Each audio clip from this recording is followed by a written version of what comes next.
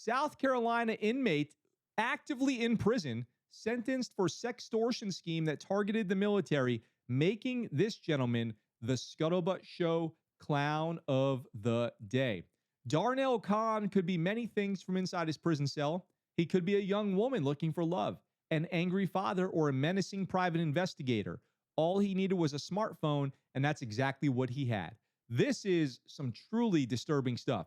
Khan, who's 39 years old, was sentenced to 7 years in federal prison, although I think he should have gotten much more, on Tuesday for his role in a sextortion scheme that targeted dozens of members of the military and netted him over $60,000 from prison. It says here from January 2017 to July, Khan extorted over 40 young servicemen he met online by initially claiming to be an adult woman, then pretending to reveal that he was an underage girl. This is inexcusable, said U.S. Attorney Adair Burrows. Mr. Khan knowingly used deceit to prey on those who serve our nation. While incarcerated in 2017, Khan catfished his victims using a smartphone that had been smuggled into the prison. Prosecutors say Khan set up an online dating profile while posing as a woman. He then sought out young men in the military and sent them nude pictures of a woman that he found online. He was in jail. He was in jail, and he reached out and hurt so many veterans. Wait till you hear what happened. Khan would then ask his victims to send their own nude images and personal information. Afterwards, the victims would get a call from Khan pretending to be either the girl's father or a private investigator, informing them that the woman they were talking to was actually a minor. They would then freak out. Khan would threaten to notify law enforcement to have the victims arrested or dishonorably discharged unless they sent him money. At the time, Khan was already serving a 25-year sentence for voluntary manslaughter and attempted armed robbery, so killing people. This is another in a long line of cases that would be stopped if we had the ability to jam cell phone signals in prison, said Brian Sterling. I am calling on Congress to support a hearing on the Cell Phone Jamming Reform Act and allow states to use technology to stop inmates from using these illegal phones to prey on innocent victims.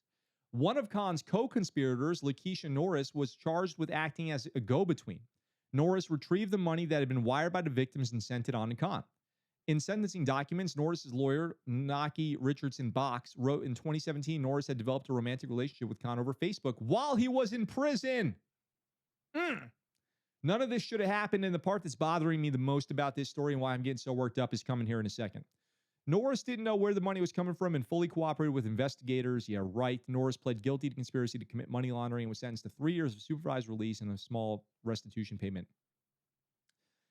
Oh, man. But listen to this, folks. One victim, Jared Johns, committed suicide when scammers found from inside the Lee Correctional Institution claimed to be the furious parents of a fictitious 17-year-old girl that Johns believed to have met through plentyoffish.com. So they had gotten this guy in one of their schemes, and when the parents of that person called claiming to be irate about this underage girl that he was sex messaging, he took his own life. The scammers ended up demanding thousands of dollars from Johns, who was suffering from PTSD after serving in Afghanistan, who then took his own life.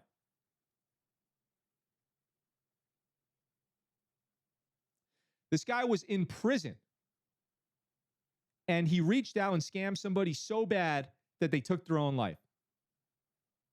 What is going on in the world?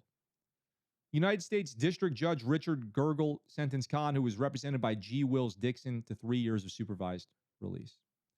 Assistant U.S. Attorney Catherine Orville and Amy Bauer prosecuted the case, which was investigated by the Defense Criminal Investigative Service, NCIS, and the South Carolina Department of Corrections. What a monster. He's a killer. He's in prison. Apparently, prison's not a real thing anymore. You can just get a cell phone and then scam people. He went on this scam for 6 months, stealing $60,000 from veterans, and got one person so bad, gave them so much guilt and this fear that they were going to lose everything, lose their money, lose their career, they took their own life. There's not enough days in jail for this guy. Not enough days in the future of our planet doesn't have enough days left for him to serve his time that he deserves for that.